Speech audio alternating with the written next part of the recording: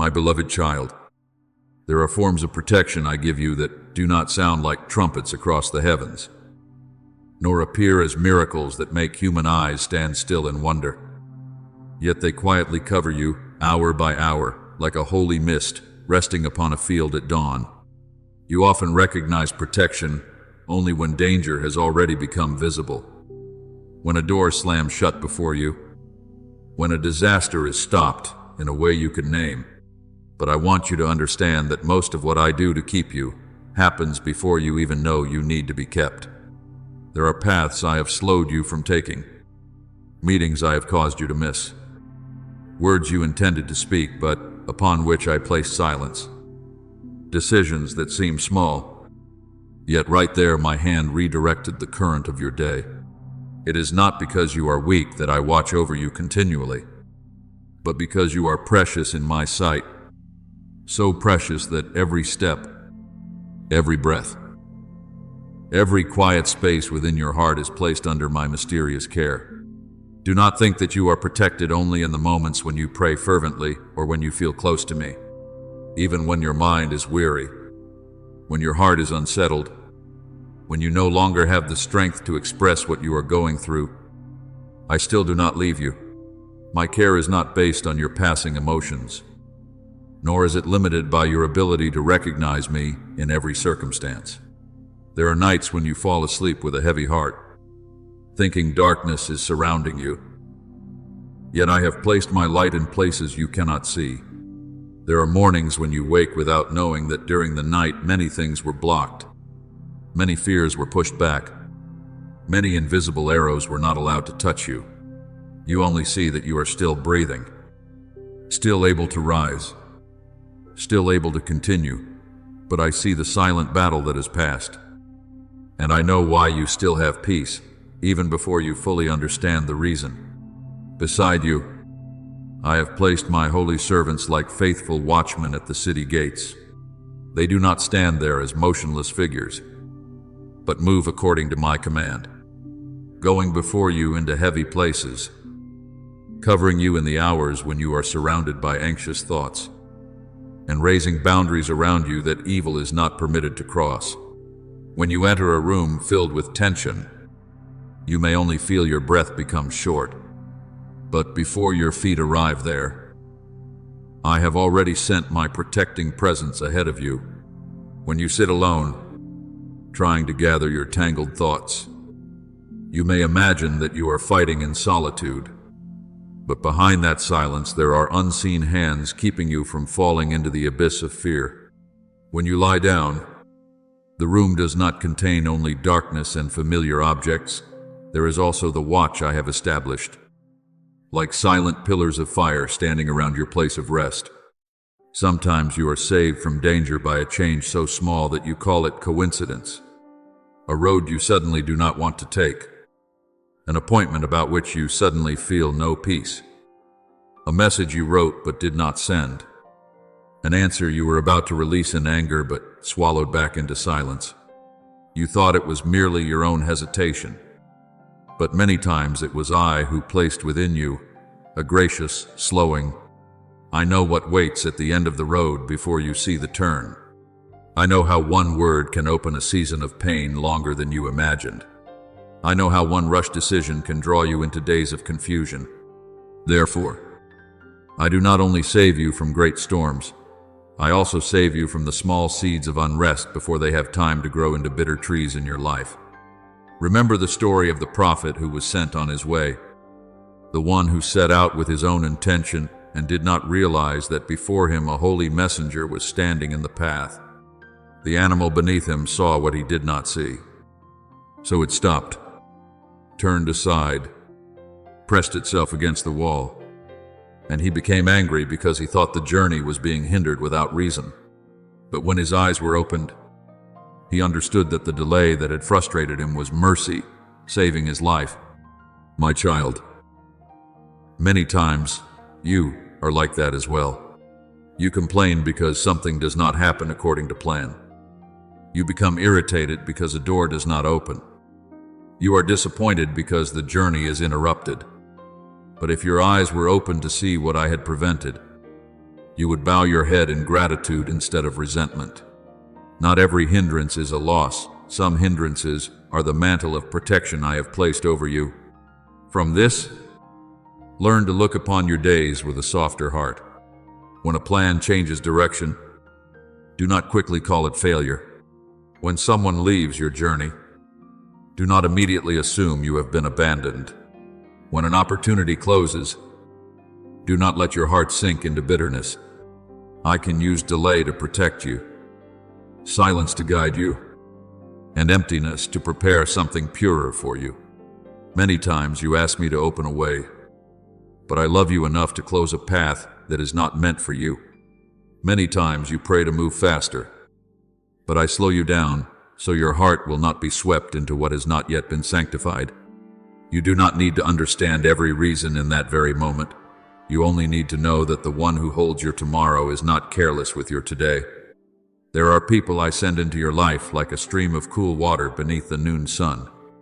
They may speak only one gentle sentence, look at you with kindness, or appear at the very moment when you are almost allowing negative thoughts to weigh you down. You think it is an ordinary encounter, but I have placed within them a portion of my tenderness to lift you up. There are also people I quietly move away, not to make you empty, but to protect you from the slow influences that would wear down your heart. Stop clinging to everything merely because it is familiar, and learn to trust that my care sometimes comes in the form of an addition and sometimes in the form of a removal. What I preserve for you is never poorer than what I prevent you from losing. My beloved child, there is a holy beauty that is not born from what you try to build before the eyes of the world, nor does it come from the shine you wear in order to be recognized. This beauty does not need applause, admiring glances, or praises spoken in a crowd. It is quiet like the fragrance of precious oil poured out in a hidden room. Yet everyone who enters knows that the atmosphere has changed. I want you to understand that true nobility is not found in making yourself appear stronger, more perfect, or more impressive before others. True nobility begins when you dare to stand before me with an uncovered face, with a heart that no longer pretends, with a tenderness that no longer strains to prove itself worthy. When you stop hiding behind the layers shaped by fear, my light will have room to rest upon you. Not like the cold light of decoration, but like the warmth of dawn touching a land that has just passed through a long night.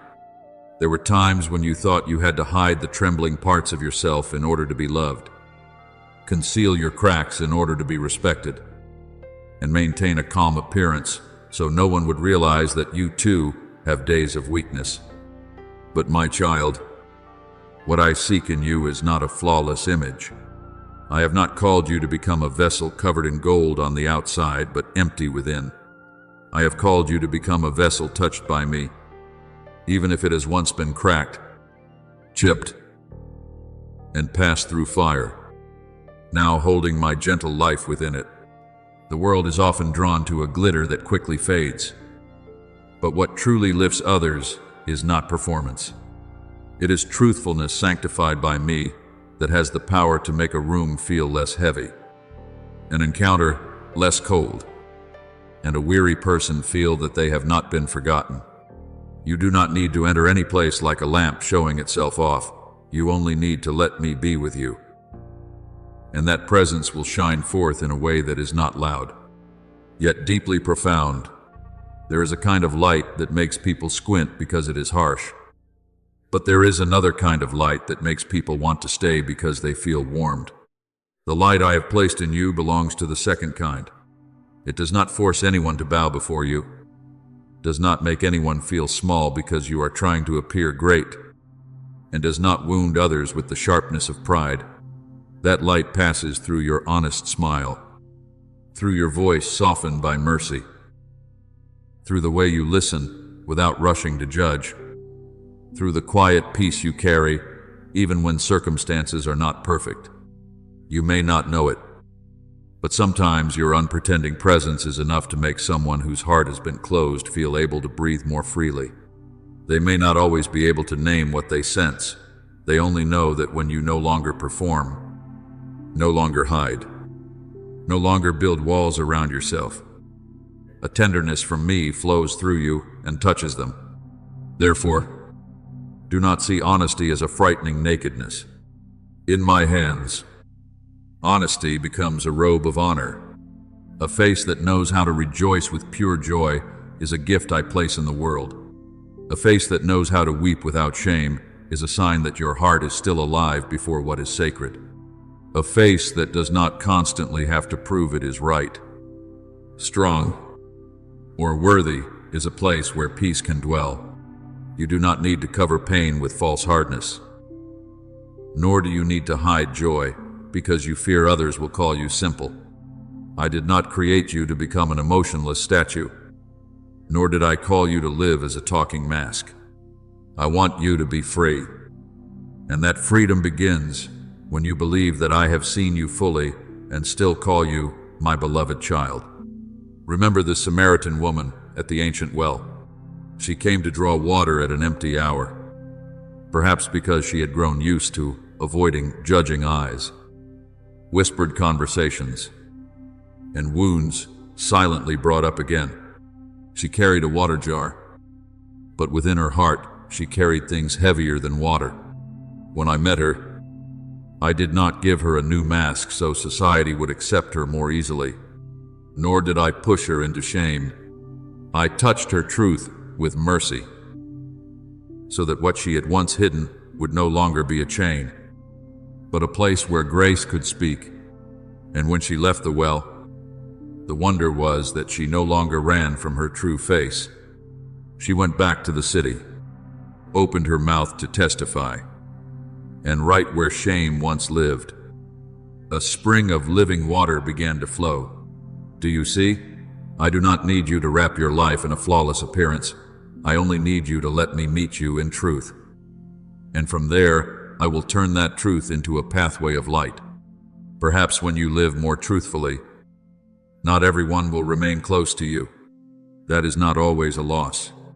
When light is kindled, everything around it reveals itself. Those who love sincerity will find a resting place in you. Those who only wanted to use the outer shell you once wore may step back. Those accustomed to darkness may not like the purity growing within you. But do not grieve as though you have failed. Sometimes the departure of a few people is the way I clear space for true connections to be born. Not every gaze has been given authority to define you. Not every voice is worth the peace you would trade away. Whoever I have prepared to recognize what I have placed in you will not merely see you, they will recognize the traces of me quietly shining through your life. The radiance I give you does not belong to self-exaltation, nor is it a reward for your ability to please others. It belongs to the union between you and me, to the covenant of love I placed upon your life before you even knew how to name yourself. The closer you remain to me, the less you need to shield yourself with borrowed images. The more you allow me to heal the old places within you, the less you feel driven to prove yourself. The more you understand that your worth has already been confirmed by me, the more lightly you will walk, without needing to turn every meeting into a stage or every word into evidence of your importance. You will simply be present, and that presence soaked in me will speak more loudly than every self-praising word. So today I invite you to remove what is no longer necessary.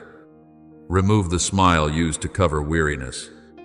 Remove the toughness used to hide the need to be held. Remove the perfection used to ask the world for permission to belong. You already belong to me.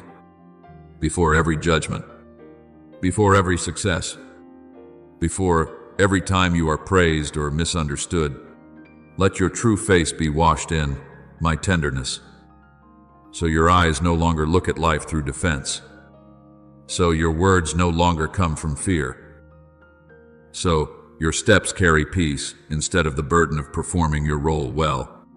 I do not want you to live as one constructed to impress. I want you to live as one who is loved, kept, and illuminated from within by an unchanging love. Then you will see that holy elegance does not need noise.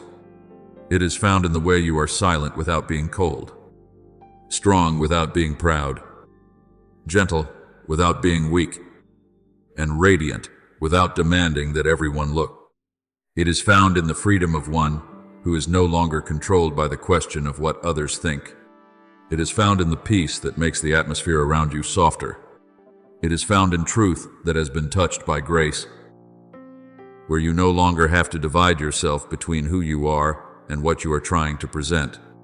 My beloved child, let there be no covering left between you and me. Draw near, very near, so that my light may not only rest upon you but pass through you. Then you will not need to say that you carry light. The light itself will bear witness. Not so people may glorify you, but so they may be comforted, awakened, and recognize that I am still present in a life that knows how to become true before me. My beloved child, when everything around you seems still, do not quickly conclude that I am also silent. There are seasons in your life when no sound of opening doors is heard, when there are no dazzling signs, no event that makes your heart leap. Yet in those days that seem empty, I am doing hidden works deeper than your eyes can see. You often measure success by outward movement, by steps forward that others can recognize, by the speed you can compare with someone else. But I do not build you according to the hurried rhythm of the world. I do not let you grow like grass that springs up overnight and withers beneath the sun. I sow you like a precious seed, place you in the soil, cover you with patience, water you with grace, and allow quiet roots to take hold in places no one sees.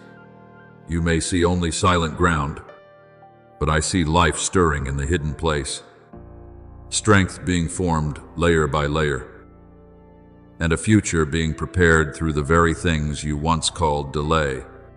Do not panic when the door has not yet opened, for not every closed door is a sign of rejection.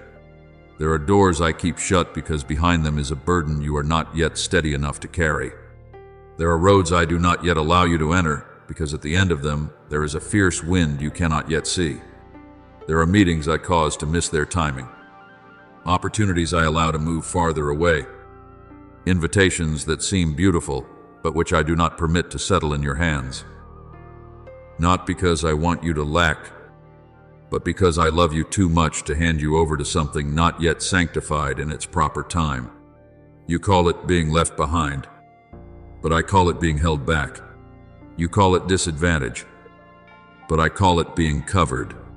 You call it emptiness, but I call it the place where I am building a foundation. A house cannot stand firmly if its foundation has not been buried deep. A harvest cannot last if the roots have not learned to seek water beneath the earth. There are times when you look at others advancing faster than you, hear that they have received what you have long desired, see them entering places while you are still standing outside the door, and within you rises a very quiet pain. You ask why you have prayed for so long and still must wait, why you have tried and yet the result has not come, why the time of others seems to bloom while your time looks like a dry branch beneath the sky. But my child, do not let comparison steal the peace I am placing within you. I do not write your story with another person's ink.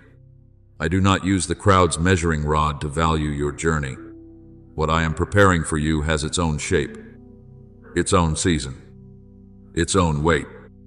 And in order to receive it without breaking beneath it, you must be shaped in hiddenness, aveshel, before holding precious oil, must endure the potter's hand, reshaping it many times. An instrument, before releasing a clear sound, must have its strings tightened to the right measure. So it is with you. I am not late. I am adjusting the rhythm within you so that when the blessing comes, you will not lose yourself in the blessing. I know there are nights when you have sighed, thinking your dream has been forgotten outside in the courtyard. You see it standing there, like a guest not invited in, while you remain inside with questions no one answers. You have thought, has he changed his mind? Have I stepped too far off the path? Has his love for me grown thin because of my weaknesses? Let me place my hand upon that anxiety and calm it. My love does not rise and fall according to the rhythm of your success. My faithfulness is not withdrawn simply because you do not yet understand the way. When I have not opened the door, I have not left you out in the cold. I am warming you inside the house of preparation. When I have not yet placed what you ask for into your hands, I am not denying your longing. I am making you deep enough, tender enough, steady enough, and bright enough so that when it comes, it will not become a burden that carries you away from me. Remember David, who was anointed when he was still very young, yet did not immediately step onto the throne. After the moment of being called, he returned to the fields, still tending sheep, still passing through days when no one applauded. No one called him king. No one saw the crown being formed within his small acts of faithfulness. Between the promise and its fulfillment, he had to learn courage before the lion and the bear, learn trust before the giant, learn humility when misunderstood, and learn patience when chased into caves. If the throne had come too soon, his heart might not have been mature enough to carry it. But I used the fields, the dark caves, the harp, the tears, the waiting, and the days of being forgotten to form a man who knew how to lean on me and not on a crown. Do you see? The promise does not die in the waiting. The promise is nourished within the waiting itself. Therefore, when you see everything seemingly unmoved, look deeper with trust. Perhaps you have not yet been lifted outwardly, but inwardly you are being enlarged. Perhaps you have not yet received the final answer, but you are being taught how not to collapse in the midst of questions. Perhaps what you have prayed for has not yet been placed in your hand, but your hand is being cleansed of haste, of fear that you will miss your portion, of the desire to prove to the world that you too deserve to be named. I am teaching you to receive without arrogance, to keep without fear, to rise without forgetting the source of light that led you.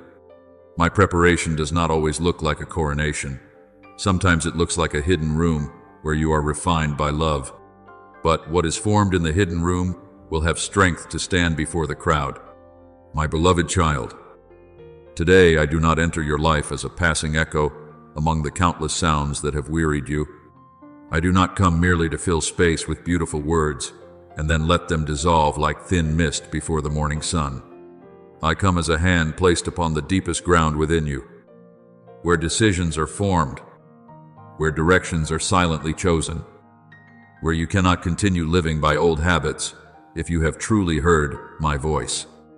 There are words that only move you for a moment, but there are also words that make you stop, examine, bow before the truth, and realize that from that moment on, you are no longer permitted to walk as one who has never been called. My word belongs to life, and what belongs to life does not merely make your ears hear, it makes your whole being tremble like dry ground receiving the first rain of the season.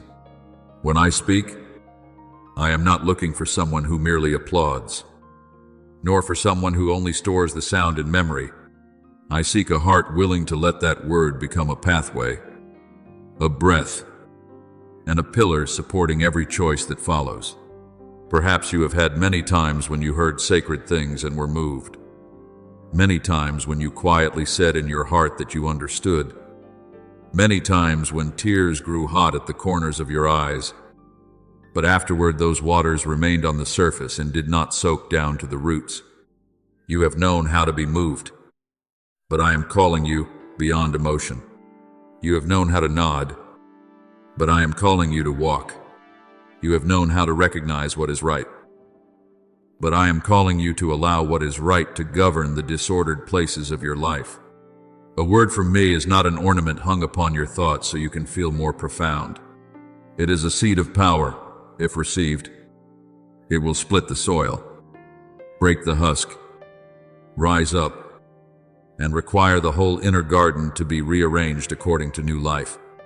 Therefore, do not treat what I am placing within you as passing inspiration.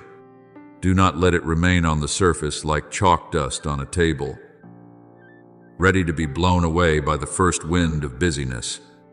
Let it fall into the deep place where noise cannot easily reach.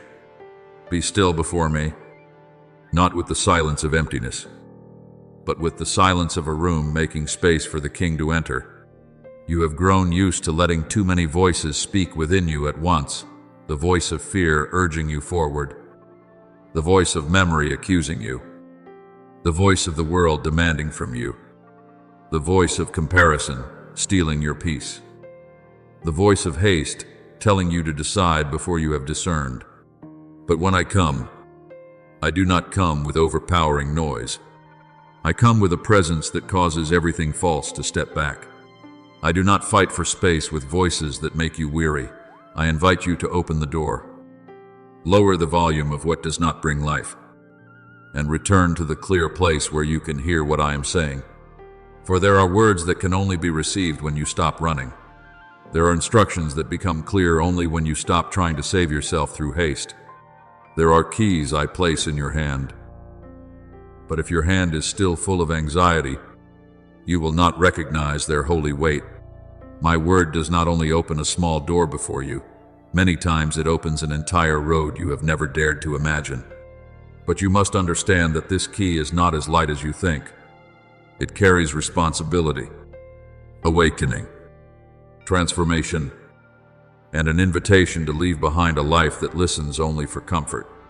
You cannot hold my key and still live as though there is no door to open. You cannot hear my voice calling and remain forever seated in a place that has grown too narrow.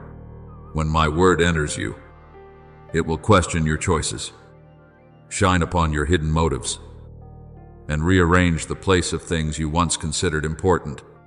It is like a great stone set into a foundation. From then on, every wall that wants to stand firm must be built according to a new order. At first you may feel uncomfortable, because truth does not always come to soothe what is old. But my child, what I shake is meant to set you free. What I correct is meant to heal. And what I place with weight inside you is meant to keep you from living lightly, like a leaf carried away by every wind. Remember the boy Samuel in the temple, when the night still rested and the lamp had not yet gone out. He heard his name being called while everything outside seemed ordinary. At first he did not recognize that it was my voice. So he ran to his teacher, thinking a human being had called him. But the voice returned, not rushed, not forceful, not giving up. Then, when he learned to answer with willingness, his life was no longer merely the life of a child sleeping in the temple. He entered the journey of one who carried the spoken word, one who had to hear, not only to know, but to live, to deliver, and to stand firm before matters greater than his age. Do you see? My call often comes in a quiet moment, but it does not leave the one who hears it unchanged. One night of clearly hearing, my voice can transform all the years ahead. One answer given in obedience can open a season you could never open by your own strength. Therefore, I do not want you merely to remember that today you were touched. I want you to let that touch become the beginning of a new order. If my word tells you to forgive, do not simply be moved by the beauty of forgiveness and then continue secretly feeding the old wound. If my word calls you to step out of fear, do not merely say you believe and still hand authority to dark possibilities. If my word invites you to live more purely, more deeply, more tenderly, more courageously, do not turn that invitation into a beautiful idea to admire from far away. Let it become a small action today, a sentence spoken with a changed tone, a decision slowed down, a door you close to, what draws you away from me, a step you take toward what I am preparing. Obedience does not always begin with something great. Sometimes it begins with a very small change made in reverence and love. I know you fear that you will hear, and then forget. Resolve, and then weaken. Stand up, and then falter. But I do not place my word within you only to leave you to carry it alone. What I speak carries the power to accomplish what I desire to do. When you open your heart, that word does not merely require you to change, it also works within you to bring forth the ability to change. It will remind you when you wander, lift you when you grow weary, make you uneasy before what once wrongly satisfied you, and cause you to desire what is purer than what you once accepted. Do not despise the small tremors you feel when you hear me. Sometimes they are the beginning of a deep rebuilding. Sometimes a holy unrest within your heart is the sign that old foundations are being moved to make room for what is more enduring. Today, let every secondary voice retreat into the background. Do not hurry away from my presence, like one leaving a room and forgetting what was just heard. Stay long enough for my word to pass through your defenses, through familiarity, through the habit of hearing only with your ears without giving truth authority.